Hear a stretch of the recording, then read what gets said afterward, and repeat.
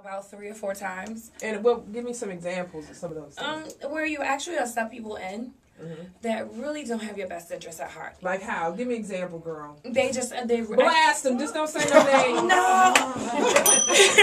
they actually. I want my listeners to get the cold hard truth. Oh God. They just go after your Yes, I know. Go after your sponsors. Really? Yeah. So actually get to know who you are. Some people don't like your energy. They don't like the energy that comes off. The jealousy, the enviness. And because of that, they'll get to know you, try to feed off of you because they have no aspirations of their own, or no goals of their own. And then they try to sabotage what you have going on. And the most that you mean, girl? I know. Stop it. Like, go ahead with that. The bell. Whose side moment? So we use the bell to do that. But I thank God for them because they made me stronger. I had to get past that and had to realize, okay, they weren't for me. And it took me a minute. It took a couple of times actually to really say, oh, you're not for me, and you don't see my vision. How'd you cut them off? I am unfortunately I'm the type of person when I'm done, I'm done. You just don't talk. No, I don't really go into a whole lot of back and forth. I just be like. Gosh, I don't have time to. Yeah, I'm off with their heads type of person. How about the trust factor? Even with the team you have now, you know what? You always put that guard up.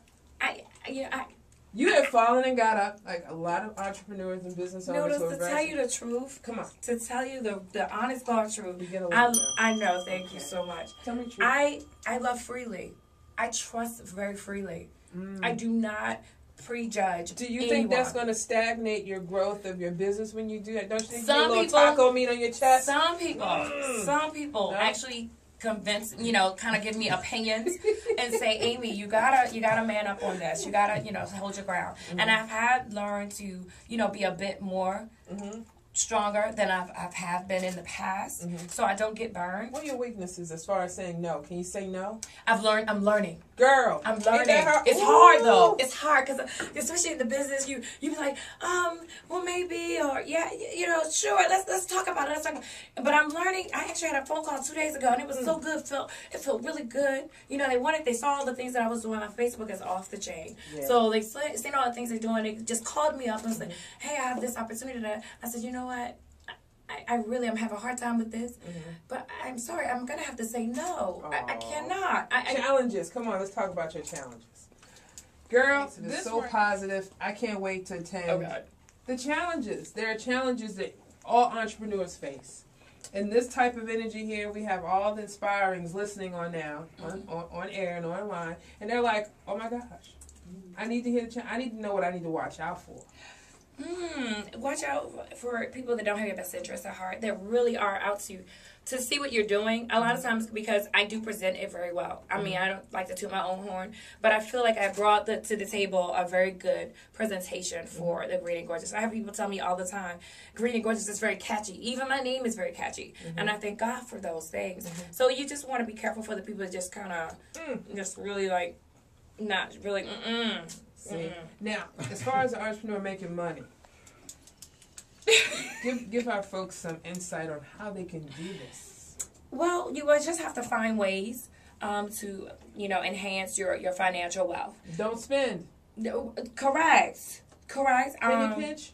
Penny pinch is very. I'm a very how can I say it? I'm negotiable with spending. I'm very negotiable. I don't like to go overboard with my spending. Okay.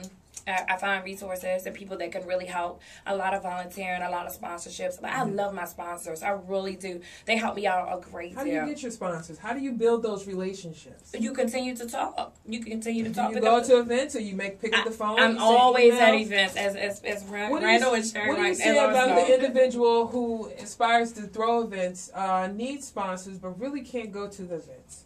They really can't hobnob that much.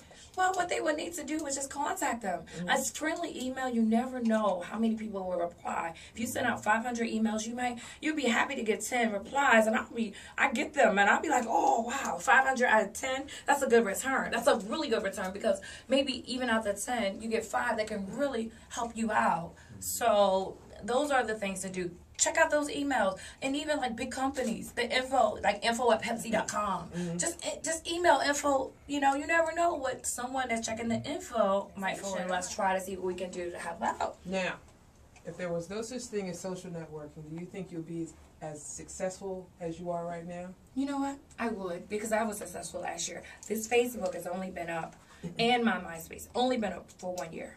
Oh. It only been up. I actually came on an anniversary. I think it was March. I actually did a little note on it just saying thank you to my first friend.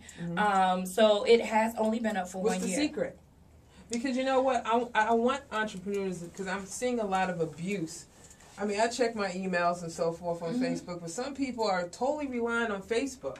And they're not getting it that if you're doing it, 25 million others are doing the same thing. I'm getting all these club and show events and so forth, and I'm just saying no to every. I'm not even reading them. I'm just going, no. Petville, yes, no. She's the Petville. I play Petville. Cafe World, I'm sorry.